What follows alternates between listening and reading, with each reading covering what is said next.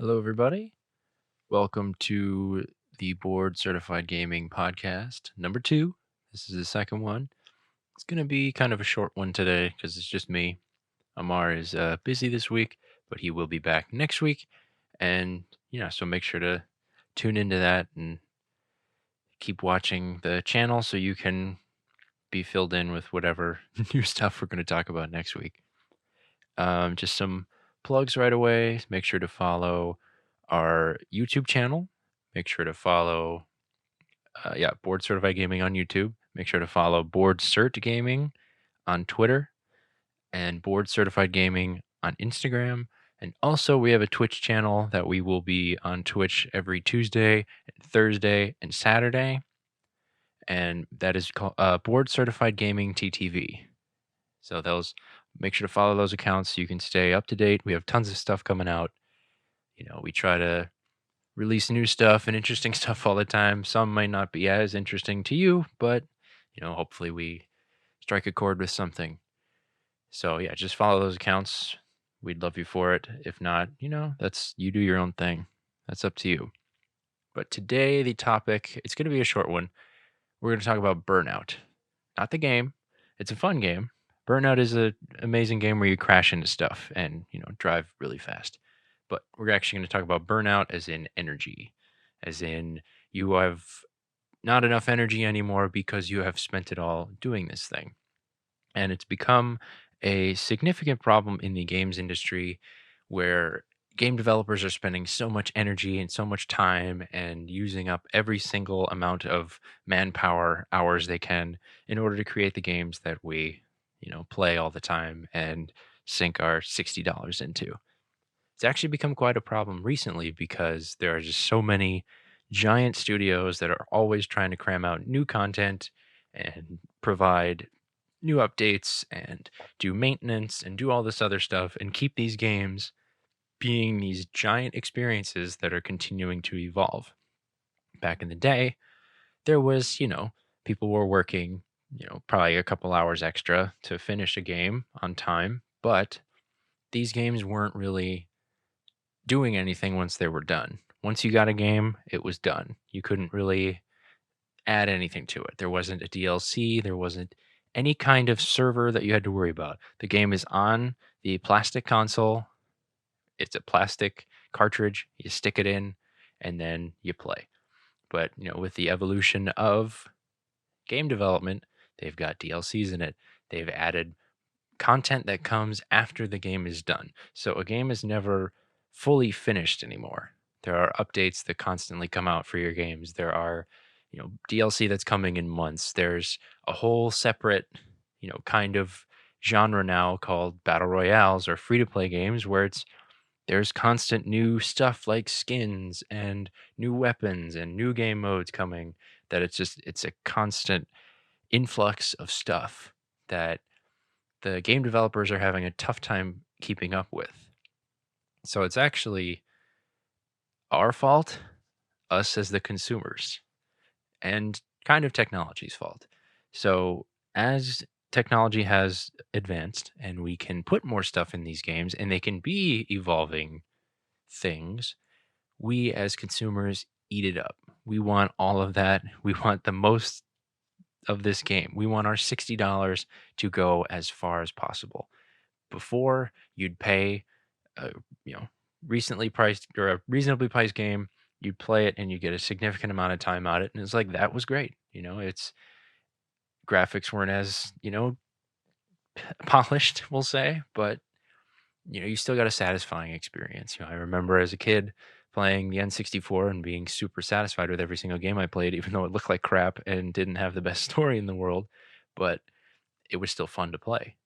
But now it's, there's so much that we expect out of games now. We expect them to look the prettiest they possibly can with no human like people in the game. We want to see that. We want to see no, you know, all of the graphics. We want to see no bugs or no, little smudges in anything. We want everything to be realistic. We want everything to be like we're going to be immersed in this world, even though it's most likely a sci-fi game with aliens that you're never going to be have the opportunity to be in, but we want to be like, I'm there. This could happen. I'm staring at it in my TV. We want our sports games to be like we're watching a football game on TV or a soccer game on TV and we're contributing to it. We as consumers want the best when because we know that the games industry can provide that. We know that they have the technology and the ability, and these are giant studios that can pump out this stuff. Every year we can come out with a new game, a new Call of Duty game or a new Madden game, and they're making advancements. They're making it better and trying to make it uh, more developed and more intricate every single year they put out a new game. And we want this stuff. We know they can provide it, and they know that we want to give them our money for it. So they're going to try to pump out as much as they can. It sucks that it sounds like they're trying to bleed us dry. They never will, but they're trying. So these games are just trying to get how much stuff can we cram into this game to make it the biggest possible and the longest experience you can possibly have with the game and keep it going and keep people paying money or get people to buy the game. There are some people who come to the game late, and if it's still, an evolving process, they're still gonna buy the game even, months or years later because it's still a popular game that's still being updated. If it's a free to play game with, a bunch of microtransactions, which is another huge thing, then they're come into the game and they're gonna that's a model to make money later because people are always gonna buy these stupid skins and weapons and all kinds of random crap that you don't really need because the game is there. The base game is there. You don't need this extra cosmetic stuff, but people want it just because it makes them unique. It differentiates their character from everyone else. It's People are suckers for that, which I mean, it's not I think I'm a little bit more self-disciplined with that, but that's just, me on my high horse down here. So, for those of you listening down below, my pedestal up here, I think that game developers are trying to cater to the consumers because they know we're suckers for it and we're going to pay. We're going to give them money because any little thing that they can do that's adding to the game that we already paid for is insane. And we're like, oh my God, that's incredible. Like, absolutely, here's a couple more bucks. When actually, behind the scenes, these developers are actually running their employees into the ground. Like, these people who their life is to design video games to make other people enjoy them are just getting worn down to the absolute bone, working as long as they possibly can just to make this game appeal to people, just to make it like this continuing process when it should be done. It's like we're done, we want to move on to our next project, but we can't because we're constantly having hundreds and hundreds of people working on this same game that's been out for like years now. It's insane. Some companies handle it a little bit better than others by putting stuff out slowly or not as much stuff or just committing to this game and we're not going to put stuff out for another like year or two. That's how it happens. But some are really bad. Some are like, we need to do this. I don't care about you. If you don't like it, go find another job. We're going to wear you down because we want to make sure that this update comes out and people keep paying us money. Because if we don't, they're going to, not play our game anymore, which is not really true. If Fortnite decides to not have any, we're not going to have any more skins, people aren't going to just stop playing. They're going to like the game mechanic and they're going to play it. Nobody's playing it so they can get the skins. Once you get a skin, you kind of just play as the same guy over and over again. It's repetitive. Like nobody changes their skin every single time. So if you get, if you, I get the free to play model, meaning you want more stuff to justify people paying for it because if they only pay a certain amount, then the game is worth a certain amount. If it's this free game, but you make your money on microtransactions, once those stop, the money stops. And then you can't charge the game for free anymore. That's why people charge, or that's why publishers charge $60 for a game, is because that's the game. You got a full experience that you can say is worth $60. But if we add more stuff, we're going to charge you for it. And the other way is if you don't pay for the game, we're going to charge you for every single other thing besides the game that you want. And we're just going to make the game as basic as hell. Those are the two kind of models. There are probably other ones, but those are the two big ones. And it's been shown recently that a lot of the free to play developers are having a tough time with burnout because they're just trying to churn so much stuff out. You can't you have to dedicate a giant staff to that because it's people want it. They want it. You want to try and either get to the top or remain at the top. So you need to have as much stuff as possible. So I don't know how Epic Games is really doing with that. They might have, fixed it now that they're just rolling stuff out kind of slowly, but they're still trying to like have a really huge influence on the games industry by being at the top. They're huge. So other people are following suit. Apex was Legends was like, I want to be like Fortnite, so EA is gonna create their own kind of Fortnite, and it's the same kind of shit. And every person is doing a battle royale mode, and everybody's doing a free to play game. Our game's gonna go free to play now that it's made companies millions and millions and millions of dollars. Who knows? But I don't think the burnout's gonna stop because we want and consume more things faster than people can make it or give it to us. These companies need years sometimes to make these games the best they possibly can be. And it's kind of a double-edged sword. Yes, the game comes out early and it's on time, it's they can get all these games out, but then there's tons of bugs and they don't play as well or they're not as polished and then people hate them. So I'd rather a developer take some time, make the game at your pace. Don't burn your employees out because if they're burnt out, they're either going to not do they're going to do shoddy work or they're not going to want to do it and they're going to leave and then you might replace them with somebody who will do the work who might not be as good. So you kind of have to find that balance of, yeah, we need deadlines because we don't want to fade away into nothingness, but we also want to keep our employees happy, doing good work, and not, coming out with shitty games. So that's if developers find a good balance of that, then there's going to be a lot better of an experience. I personally think it's a huge problem that they are trying to churn out games so fast nowadays when I only have so much time to actually play them. My backlog is insane.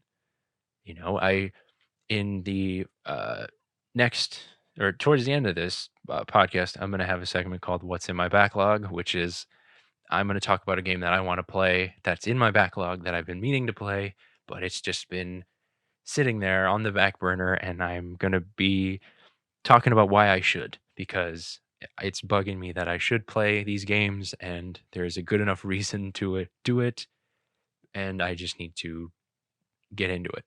But that's a problem because I only have a certain amount of time in the day to play games that they're coming out faster than I can play them. Every few weeks or month or so there's a game that I'm like, "Man, that's really cool. I want to buy that. I want to play that. That looks really cool." And there's no way I'm going to completely finish the game or beat it and delete it or sell it back because I've finished it in like the 2 or 3 weeks or month span. There's no way. I'm a person with a life and other things to do than just sit and play video games. I'd love it if that was my life, just sitting and playing video games all day. Hopefully I'll get there someday. But, I there's only 24 hours in the day. So it would actually benefit me if these games didn't come out so often because there's so many titles out there that there's so much competition that it's really hard for these like indie developers or smaller developers to get out there because everybody the big guys are putting their stuff out so fast that they just, oh yeah, I'm going to go to that big one because it's by that big developer that I like, even though this other indie game came out that is probably on par in terms of quality and fun, but nobody pays attention to it because the big ones are coming out so fast and they're just trying to get these out as quickly as possible, burning out their employees in the process. And then it turns out they're actually not that great of games or not, handled well. in the later stages after the game is released. So it's a real problem that we as consumers, I don't think there's anything we can do anything about it. Like we can't stop demanding these things because we have decided that this is what we want. We are demanding these games come out every year or damn near because because we're used to it. I don't know who the first game to come out with, a sequel or something every or a game every year, but that's kind of like the process. There's a new Call of Duty game every year. There's seemingly a new battle royale game coming out every year. There's new sport games coming out every year. All these games come out every single year, or they try to like, okay, E3, we're going to announce the game. Next E3, we're going to tell them when it's coming out, and it's going to be months later, like months after this E3, and then we're going to release it. Or, we're going to have the game just come out and then we're going to just continue to update it and mold it, like Fallout 76. We're going to kind of fix it as it goes along. We released it a couple months after E3 just because here you go. We've been working on it for like a year or two and it turns out to be a shoddy game that no one likes because they were trying to pump so much stuff out. Bethesda, I love you, but you kind of messed up. And now they're kind of walking back saying, well, now we're going to add NPCs. Now we're going to add all this other stuff because they realized that they put it out too early. I don't know if they had burned out employees in the process, but I know that that game should have stayed in the oven for a little bit longer.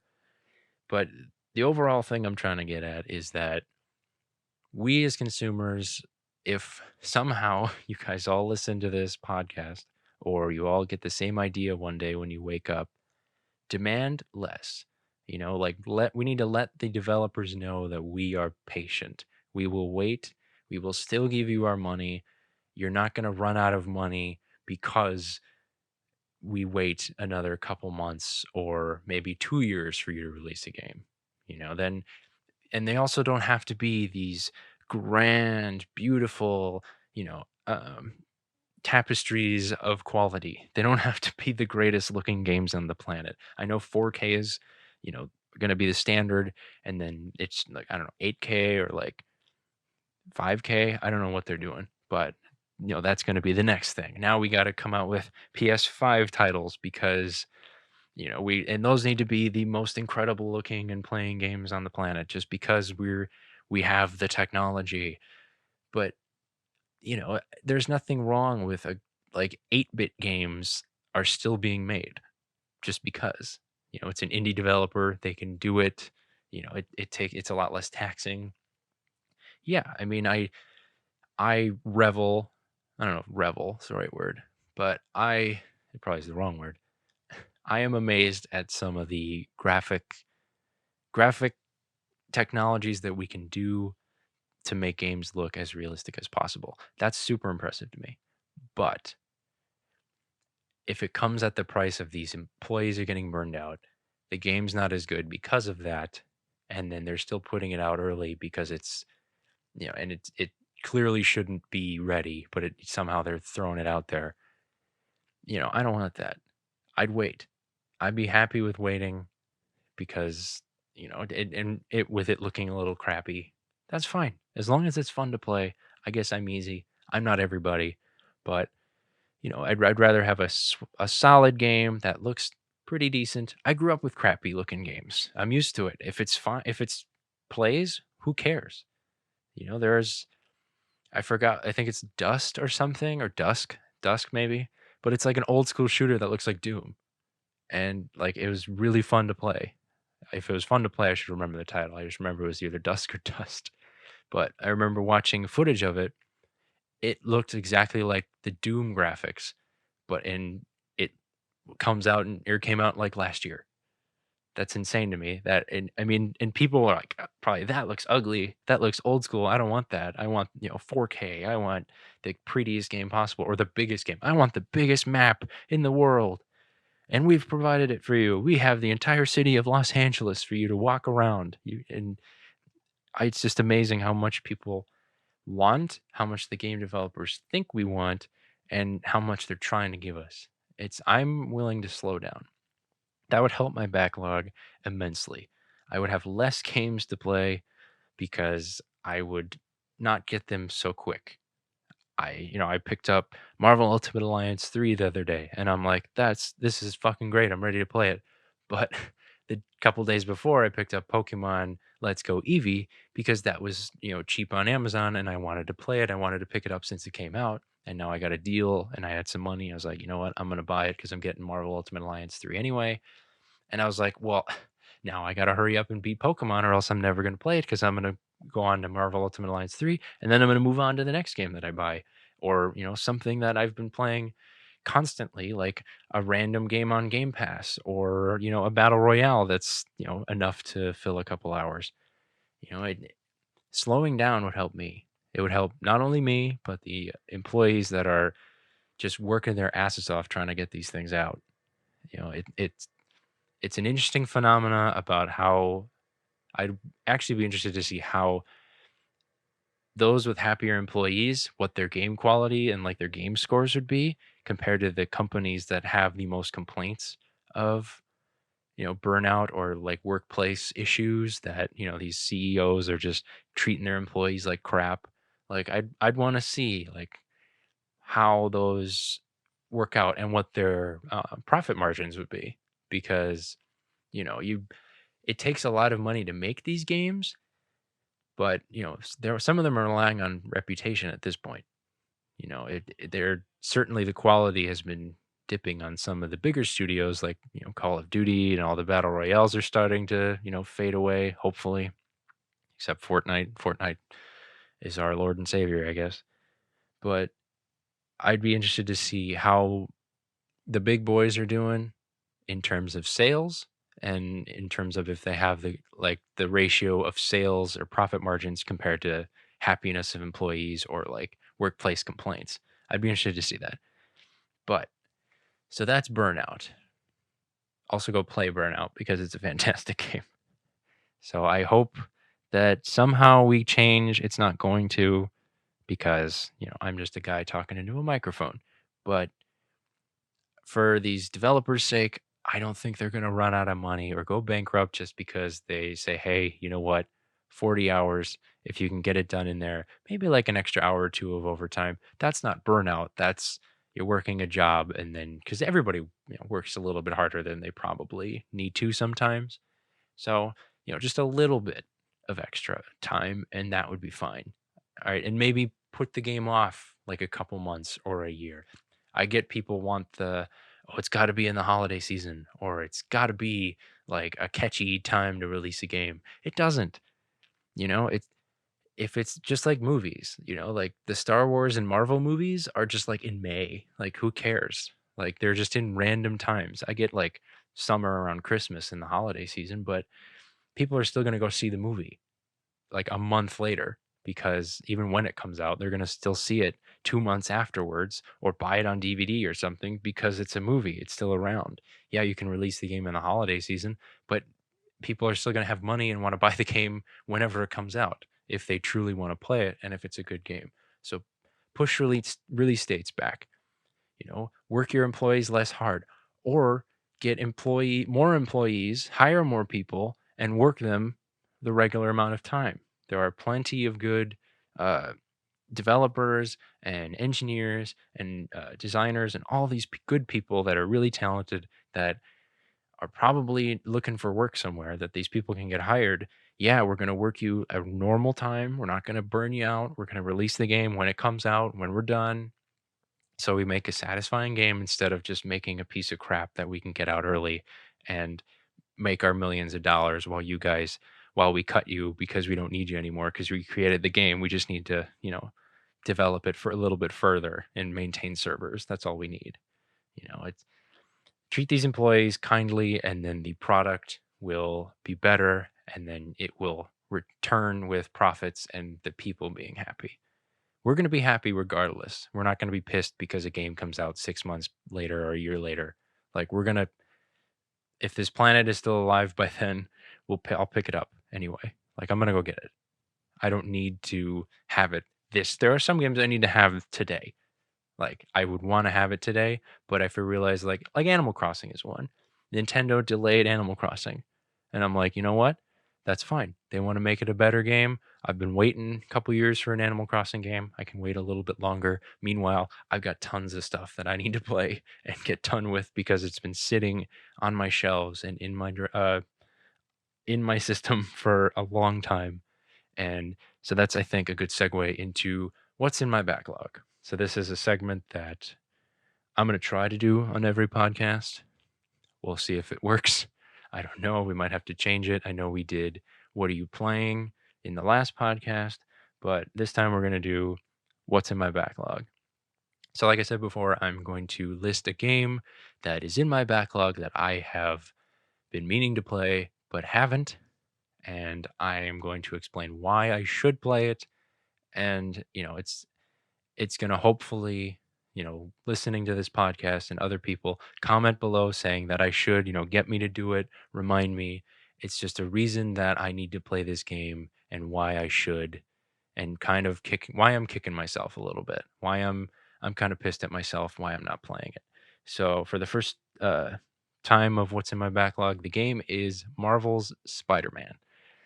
So this game, I'm a huge Marvel fan, and when the game came out, a while ago, I was really excited to get it because I am a huge Marvel fan, and there hasn't been a good Spider-Man game in a long time. And the only thing I've heard about this game was just nothing but it's awesome.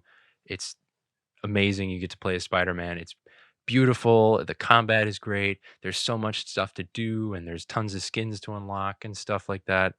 And I was like, you know what? That sounds perfect.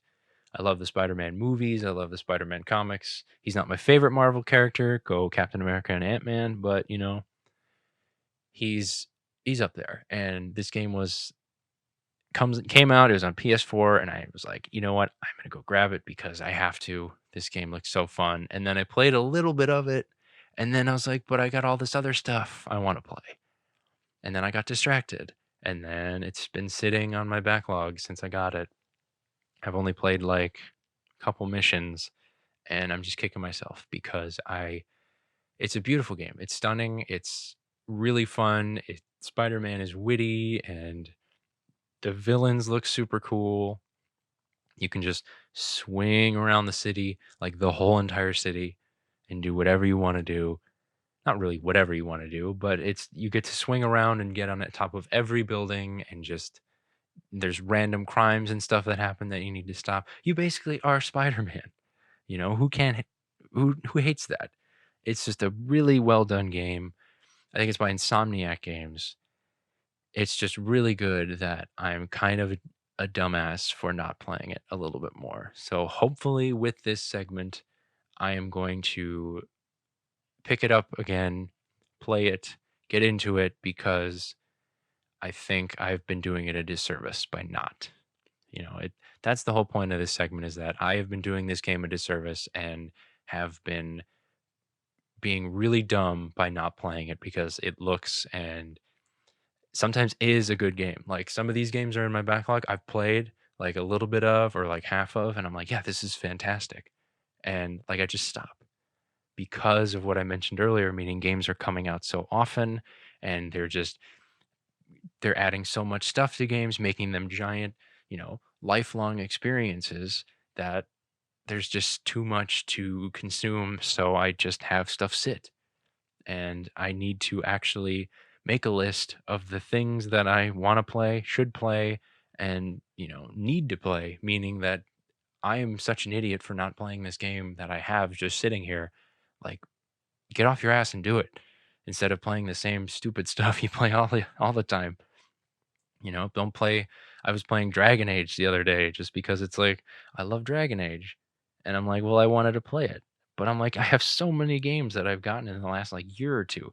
Dragon Age came out in 2009, I think, and I've played it like 3 times. Like, yes, it's fine to go play a game you've loved and play a game you've played before, but I've got so much stuff that I just need to get off my ass and do it. So I hope this segment has will get me off my ass and play this game.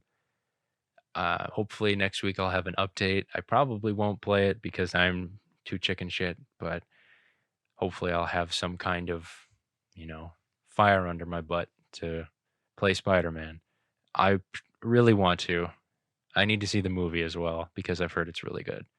But that was what's in my backlog. I'm gonna try to get Amar on this too because his backlog is pretty intense as well, and I'm sure he's got a lot that he needs to play, and he's kicking himself for not playing.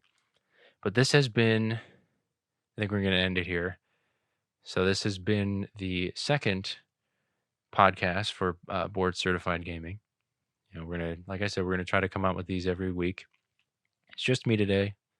Amar will be here next time, and, so make sure to follow us on every single thing you can. So that's Board Certified Gaming on YouTube, which is probably how you're watching this because we're going to try to figure out how to get actual podcasts so you can listen to them like in the car and stuff. Um, Board Certified Gaming on YouTube, Board Cert Gaming, so BOREDCERT Gaming on Twitter, Board Certified Gaming on Instagram, Board Certified Gaming TTV on Twitch, and then remember that we stream on Twitch every Tuesday, Thursday, Saturday. Check out the profile. The schedule will be on there. And, we'll obviously update everything on the Twitter and Instagram and stuff like that. And then follow me on Twitter as well at AndyLucas33. So that's my personal Twitter. I'm pretty funny, kind of. Not, I don't know. That's for you to decide. But I am going to see you guys next week and, continue to check out the videos that we have here. We got all kinds of content that we're trying to put out for you guys and this is just one of them. So this is the end of the podcast. Thank you for listening for this, hopefully this entire thing. I appreciate every single one of you who, clicks on the button, any kind of button on any of our pages. It's awesome, and I'm very grateful to have any kind of viewers or listeners. So I will see you guys next week. Have a good one.